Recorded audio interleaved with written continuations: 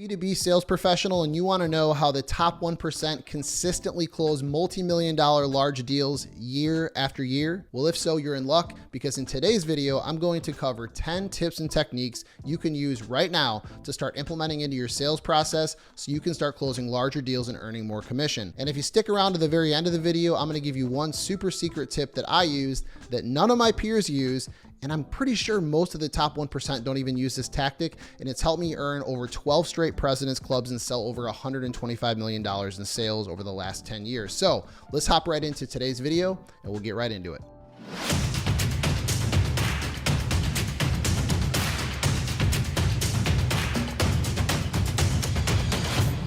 Hey, thank you so much for stopping by my channel. If you're new, my name is Eric Fisher, and on this channel, I help B2B sales professionals level up their skills to learn how to sell to the modern day buyer by reducing friction in the sales process and learning how to communicate that aligns with human behavior and psychology. And if you're a returning viewer, thanks for stopping by. If you could do me a favor, if you like this video, I always try to add value, hit the subscribe button, hit the notification bell. And you know what? If you could like this video and even share it, that would mean a lot to help me continue to grow my channel. So let's get right into today's video. All right, the first tip I have for you is you have to do your research. If you want to sell larger deals, you have to know who you're calling. And that starts with understanding what vertical or industry, obviously, that the business that you're calling on is in. So if they're in the financial services industry, you better study at a broad level what the financial services industry's regulations are, who are the governing bodies if they're a public company, what are any of the compliance things that policies they need to align to. If they're a healthcare company, what are some of the major trends in the healthcare industry, right? If they're fintech, what are the major trends in the fintech industry? What are some things that are popping up? How do they make money? You better know how they make money and what their business model is. You better know who their competitors are, right? And so these are just a few things you need to understand before you ever start calling a large enterprise customer, which is typically the companies that are going to have multi-million-dollar deals, which are going to allow you to earn a more lucrative commission. So do your research and make sure you understand, at least at a general level, how they make money, who their competitors are, what their competitive advantage is, and what their disadvantages are. Maybe do a SWOT analysis on the company and the companies that you're targeting, who their competitors are, and figure out where they play in the market and what they're trying to accomplish. You know, if they're a public company, too often I will ask a sales rep, hey, did you review their annual report? And the answer was no. Well, if you aren't not even reviewing their annual report yet, you want to start selling them multi-million-dollar deals, you don't belong. You don't even deserve to earn that business until you've actually studied their business. So do your research. Don't be lazy. Learn about the business, learn about the industry. You'll be more knowledgeable and you'll be considered a trusted advisor when you do that. Now, the second tip I have for you builds off of tip one. You have to get in front of executive level decision makers. In my 15 years selling as an account executive, one thing is for sure, I have never closed a multi-million-dollar deal that did not involve an executive level decision maker. Now, if you've been selling for a while, this is going to seem, well, hey, duh, Eric, that's really obvious. But why aren't you in front of the executive level decision makers right now? The reason is because you don't know enough about their business to craft a compelling message. Okay. And this is why you have to do your research. If you want to get in front of executives, you have to know what they want to talk about. And what executives want to talk about is very different than what someone that's at a line manager, senior manager, or even director level wants to talk about. Executives want to talk about business objectives. They don't want to get into the weeds about your solution. They want to know, what is the business outcome that you're going to provide through your solution?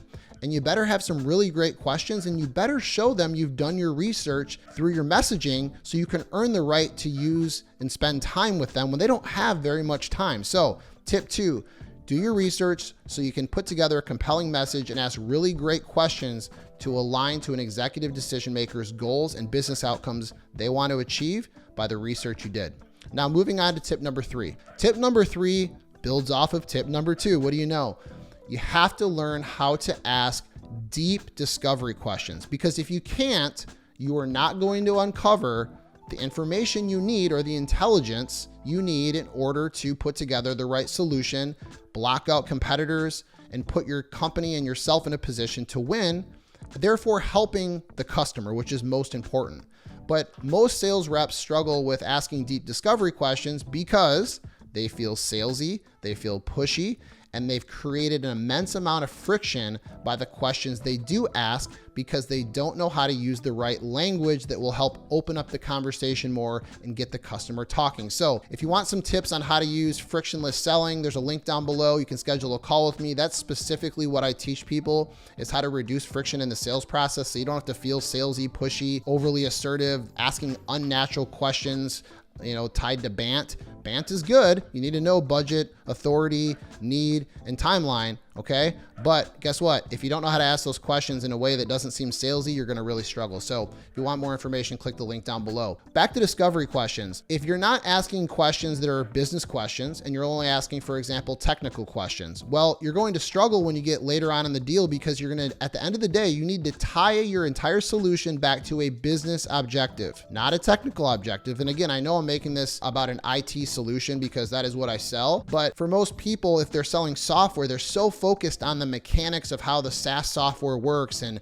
what it does and the features and the benefits. But you need to get in front of the executive decision makers to figure out why they would fund maybe a subscription or a license for your product or service, right? Why would they pay for consulting if they don't know how you help them achieve their business outcome rather than some technical outcome? The technical outcome is not important to executives. What they care about, one last time, is how you help them achieve a business outcome, which is aligned to what the executive level decision makers in the company care about, because that's what either the CEO, the owner, the board of directors, depending on the size of the company, that's what they care about. It's not about technology if that's what you sell. If you sell some other type of product or service, if you sell uniforms, it's not about the uniform. It's about appearance. It's about brand. It's about something else other than your product. It's the outcome that you help them achieve. So do your deep discovery and learn about what those objectives are. And sometimes this requires digging in deeper and deeper. And if you don't have the right skills to dig deeper without feeling like you're pushing and digging too deep, you're going to struggle. So you need to develop those questioning skills so you can make it more conversational and reduce that friction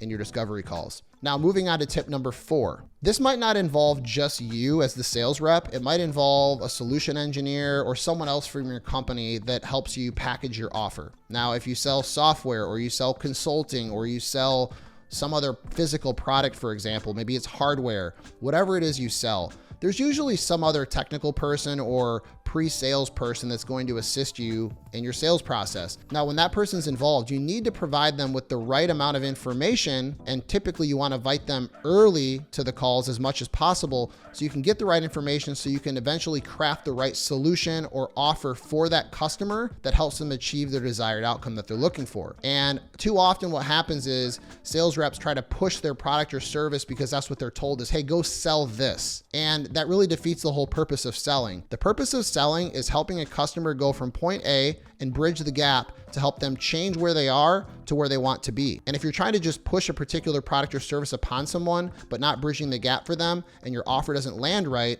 well, you're defeating the whole purpose of helping the customer. The customer is first. And if you're not focused on the customer objectives, then the solution that you put together or the offer you put together isn't going to land well. Now, this also involves understanding who your ICP is. If you're trying to sell to an ICP or an ideal customer profile that's not your ICP, and you're just trying to shove your product or service down their throat, you're probably not going to close the deal, number one.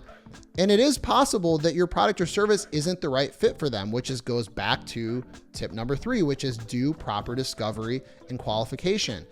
You got to qualify customers that aren't a fit for your product or service out, okay?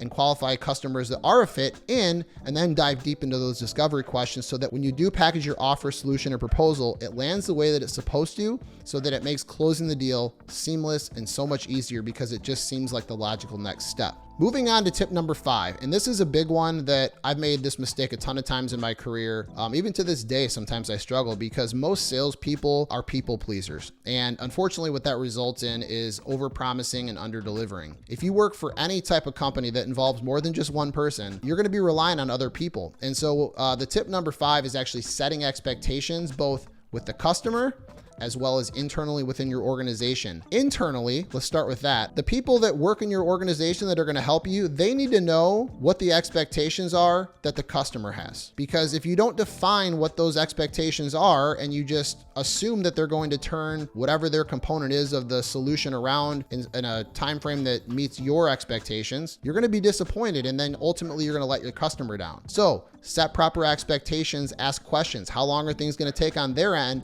so that you can understand what maybe challenges they might have, roadblocks, timelines, so then you can set proper expectations with the customer. So that's number one, is on expectations, is just timeline. How long is it going to take for a contract to go through? How long is the legal process if you're trying to get a new MSA stood up? How long is your SOW process? What does it look like to get an engagement started? Or what does it look like to implement your software, or whatever it is? How long does it take to cut a purchase order? How long does it take for your product to ship? Whatever it is you sell, only you will know what those things are that you run into time and time again, but you have to set those proper expectations so you don't disappoint your customer.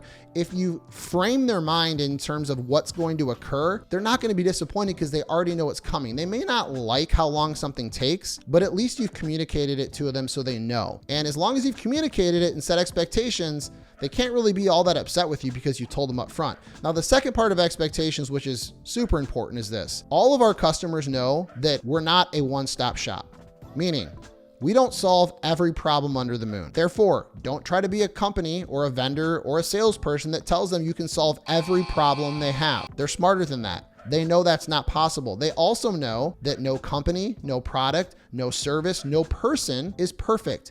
So set proper expectations so they know that when things, might not go the way you expected them to go, that number one, you can fix the problem, but hey, I did tell you this wasn't going to be perfect. But two, don't overpromise something that your solution can't deliver. That's just going to get you in hot water. I have done that earlier on in my career, and I had a customer that was really disappointed, and I was just trying to please them and frankly tell them what they wanted to hear, but that's the wrong mindset. Don't ever tell a customer what they want to hear. Tell them the truth. There's one thing I could tell any salesperson that will help them be more successful. Be transparent. Transparency is severely lacking in the industry right now. Sales reps need to learn to be more transparent. If you are more transparent with customers, they're going to trust you more and they will like you more because you're being honest. Don't try to tell them you can do things, your company, your product or service can do things it can't do. Be realistic, be transparent, be honest, and above all else, think about the customer first, not about you and your company. And the last thing I just have to say about this is when you're transparent, it shows them that you give a crap about them. When you're honest, it tells people, hey, I care about you so much that I care about your success, that I'm not going to tell you something that's untrue. And so many reps get in trouble with this because it doesn't come from a bad place. They're just trying to please the customer and they're trying to win a deal, but leaving a customer disappointed after you've sold the deal will not help you. You will never get a testimonial. There'll never be a reference for another customer. So be transparent, show them you care, show them you give a shit, and it'll lead to a ton more success for you in the long run. I promise you that. Moving on to step number 6. Now this is somewhat out of order, but I could have put this before tip 5. You need to focus on the outcome you're producing, not the features and benefits of the product itself. So even when you get later on in the sales cycle, you need to continue to remember to focus on one thing: business outcomes, not features and benefits. And I'm not really going to say anything more than this, but most reps continue to focus on the features and benefits of their product and how it works and the nuts and bolts, or as we say in my industry, how the sausage is made. The customer doesn't care. They don't care about all the features and benefits. That's just the cherry on top. That's the whip topping. They want to know what's the result they're going to get by buying your product or service. So that is what you need to focus on. If you always tie things back to the outcome it produces, you will have far more success. And by the way, customers can oftentimes detract you from doing this. And it's not intentional.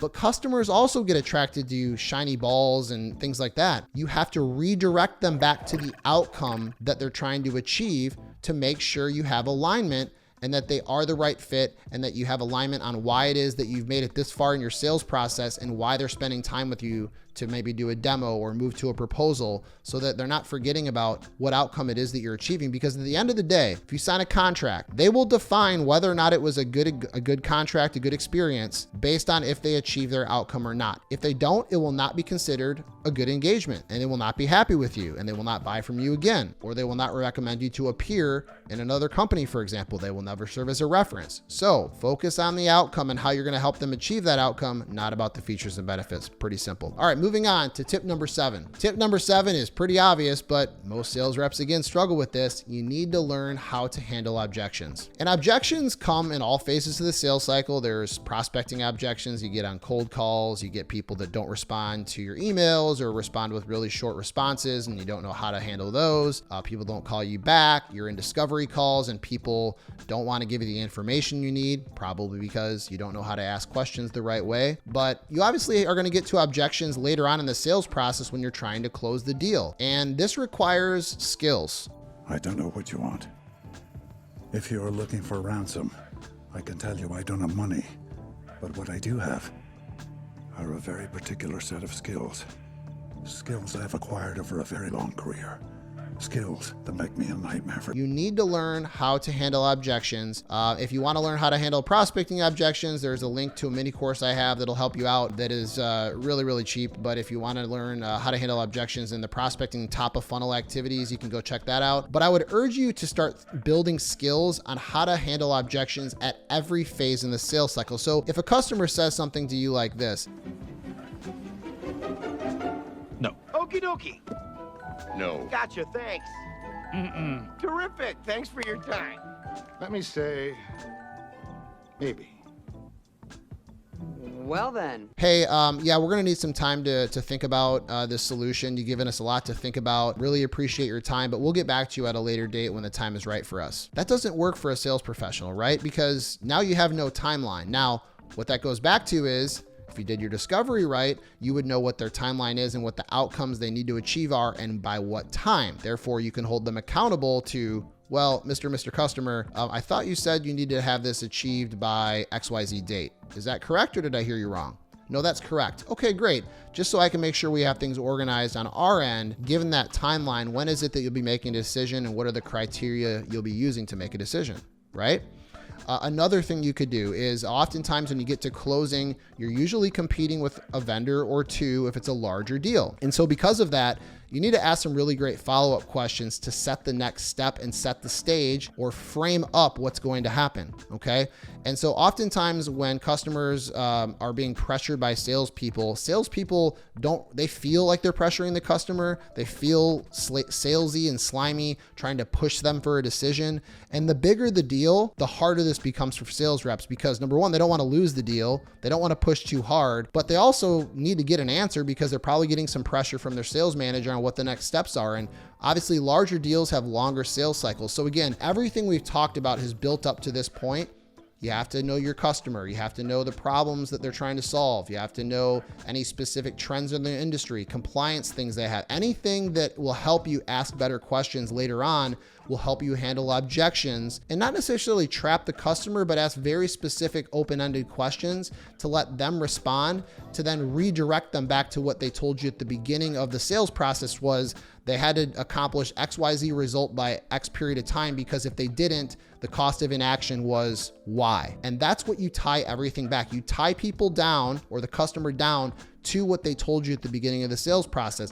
That's what objection handling really is you need to ask questions to have them further elaborate their position. Generally, objections that you're getting from a customer, they don't really like the pressure either. And so they don't like to have to push back. That's why they typically give you limited information, which makes it really hard. And so the way you work through that is you can use labeling, which I've covered on other videos. You can use mirroring, which I've covered on other videos. You can use things like saying, hey, what do you mean by that? Or repeating what they say and then say, how do you mean? Or you could, here's one of my favorite techniques to handling objections, and it's actually diffusing the objection before it even occurs. So say you get done with your proposal and now you know you want to close the deal and you want to know what that timeline is. And you know there's other people involved in the organization and you say something, what most reps would say, so hey, what are the next steps for this in terms of your internal process? Do you need to talk to somebody in order to get approval for this? And generally customers will say something like, yeah, we're going to meet internally. We'll circle back with you when the time's right. We'll get back to you though over the next couple weeks. Obviously that's a little bit nebulous, doesn't give you a lot to work with. Then you have to follow up annoyingly because what generally happens is the customer then doesn't follow up like they said they will. And then guess what happens? Now they ghost you and now you're starting to freak out because you don't know what's happening with the deal.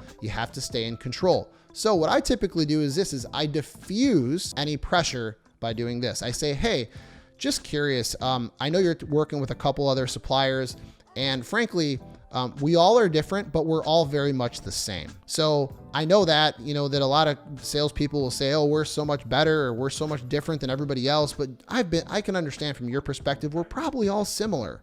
So with knowing that, how do you make a decision? And the reason this works so well is it's what the customer is thinking. It helps you figure out what their actual objection or focus point is. So is it price? Maybe it is. Maybe it's, do they trust you? Maybe it's your reputation. Maybe it's references.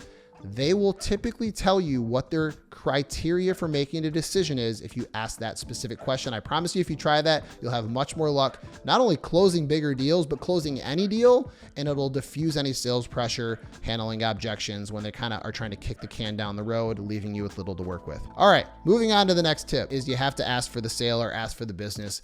Most reps struggle with this because, frankly, it's uncomfortable to say, hey, when can we sign the contract, right? Or, hey, what's the next step to get this contract signed? At the end of the day, if you use the tip I just stated, which is how are you going to make a decision when so many of us are the same and you actually know what's important to them and what they're evaluating and how they're going to make their decision, that'll make it so much easier. But you just have to remember, you can go through the process. If you're always micro closing through your entire sales process, when you get to the very end, you could ask a question like this. Hey, so far, have we aligned to everything you've talked about and everything that you wanted? You told us X, Y, and Z, and there's a bunch of different ways you can close, right? You can summarize what they told you and say, hey, we feel like our solution addresses this. Would you agree? Yes, we agree. Great. When can we get a contract signed? It's as simple as that. You don't have to overcomplicate it. Here's the thing about asking for the business. Where most reps get hung up is that they're worried about getting an answer that they don't want. And that's where it gets really uncomfortable. And so you just have to pre-frame what you're going to say, or just go out and ask it. You can do what I just did and say, do the summary and say, hey, this aligns. Do you agree? They say yes. And you say, great. When can we move to a contract? Or you could say, hey, I know that this is probably at a point where, we've talked about what your criteria are. We talked about your timelines. I don't know if this is the right time to ask, but when did you see this moving to contract? So you pre-frame, I don't know if this is the right time to ask. And then you ask, when did you see this moving to contract? A lot of different other ways. You can obviously, what I would urge you not to do is this. When you ask for the business, do not dangle carrots like discounts and things like that in front of customers. That does not work well. It screams desperation. So do not do that. Customers will work at the timeline that they want to work at. The only urgency you can typically create for business to business sales specifically is going back to the cost of inaction or consequence questions based on what they told you in the discovery process about why they're talking to you in the first place, why they need to make an investment in a product or service similar to yours to solve a specific problem. That's it. That's the only urgency you can tie it to. Maybe you could tie it to, hey, if this doesn't go well, this could be bad for you. But you have to use your skills that you've developed over the years to determine when to ask those questions based on your relationship with the customer. So when you're asking for the business, don't feel like you're pressuring them, just ask. And if you feel like there's some innate sales pressure, pre-frame it and then ask the question. My favorite is summarizing what we heard, how it aligns, and then asking for their feedback, and then just simply asking, when do you see this moving to contract, or when can we get a contract signed? So moving on, tip number 9. If you want to close large deals, you have to fish in ponds that have bigger deals. Now, this is probably out of order. I could have put this at the beginning, but if you're trying to sell to small companies, the likelihood that you're going to sell multi-million-dollar deal after multi-million-dollar deal and earn millions of dollars in commission is probably unlikely. You have to put yourself in a position to get moved up to a mid-market or enterprise level account executive role to sell to those bigger accounts. And the reason that makes sense, obviously, is because bigger companies have bigger budgets, right?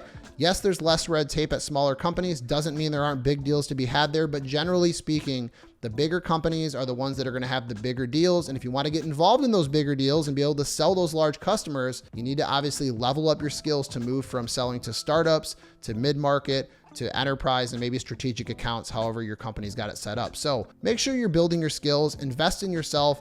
I got a sales coach years ago and it was the best investment I ever made. My income basically has doubled every single year for almost 10 straight years because of personal development. And yes, I work hard, but I actually know how to work extremely efficient by the way that I speak to people. And that's really what's made the biggest difference in me, because I care about my customers. And when I speak to them in a way that I know that most other sales reps don't, that's what earns points with the customer, because they know you care about what they're trying to achieve, not about making money. You really have to think about how you're approaching customers. And again, back to the point here, you got to level up your skills so you can get moved into those bigger territories, bigger accounts, so you have bigger opportunities. And the last tip I have for you, I've kind of alluded to it a bit, is if you want to close larger deals, You need to learn how to reduce friction in the sales process. I can't say this enough. If you don't know how to reduce friction in sales, you will struggle. And I'm going to tell you, make one statement. Most companies have really good basic mass sales training for the whole company. The problem is this: almost every single organization on earth that is worth a shake is using some form of the same sales training you are using. Almost every company uses some form of BANT, budget, authority, need, timeline. Almost every company is using some form of MEDDIC, right? In terms of their qualification and discovery process. Here's the challenge. It's not about the content your marketing team is sending you. It's not about the fact that you need that information. It's all the correct information you need. You need to know how to ask it in a way that reduces friction so the buyer wants to open up to you and share that information. Sales is all about helping someone change, and change can be really difficult. So if you don't know how to help someone open up by reducing friction in your conversation, whether it be phone, email, discovery sessions, demos, you're going to struggle. It's going to be harder for you to ask the questions. They're going to feel more unnatural. You're going to feel salesy. You're going to feel like you're pressuring them. And that's no fun. Sales is so much simpler than that when you learn how to communicate and reduce friction. So if you want to learn how to reduce friction, again, I'm going to tell you one more time, get on and grab my mini course, Sales Prospecting on Demand. Go through that, test the waters, see if you like the content. Super cheap. I think it's $97. If you don't have this skill yet, if you're asking questions regarding BANT in your discovery process, or you're struggling with demos or solutions, or you're struggling with closing, you need to learn how to remove friction. So if you're interested in learning a little bit more how I do that and what I teach my students, I'll drop a link down there somewhere below in the description. You can book a call with me or someone on my team where we can talk about your goals and see if you're a fit for our program. You're literally on the hook for nothing. We just will have the conversation with you to determine if you're the right fit. And we'll then, if you are, we'll talk about what next steps look like, and you'll get to work with me one-on-one, and I can coach you up to at least 2x the amount of commission you're earning based on the investment in the program. So thanks for watching this video. Hope you got a lot of value out of it. Hey, go close some larger deals, but use these tips I talked about in today's video. Remember, you have to do your research. You have to know your customer. You have to set expectations. You have to reduce friction in the sales process. And guess what? Of course, you have to ask for the business, but when you do it in a frictionless way, it becomes easy. I'll see you on the next one.